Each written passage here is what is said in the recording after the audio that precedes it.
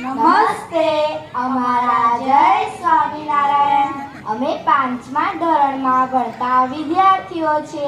છતાં પણ એક વાત કહેવાનું મન થાય છે કે આપણે આપણી આસપાસની ધરતી જે આપણને ઘણી બધી રીતે મદદગાર છે તેને જ આપણે નથી સાચવી શક્યા. આપણે માનવજાત કુદરતના ગુનેગાર છીએ, જેના ખોળે રમીને મોટા થયા. જેણે આપણને પ્રાણવાયુ આપીને જીવતર બક્ષ્યું છે તેનું જ આપણે આપણા હાથોથી સત્યાનાશ વાળવા બેઠા છીએ.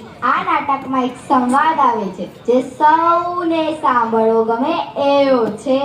જો આપણે એક પણ વૃક્ષ વાવ્યું ન હોય તો આપણું વાહનને છાંયડામાં મૂકવાનો, વૃક્ષ શોધવાનો આપણને કોઈ જ અધિકાર નથી. છે ને ગંભીર વાત.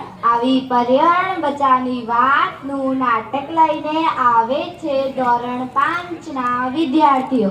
અને હા, આ નાટકનું નામ છે એક હતું ચોમાસું.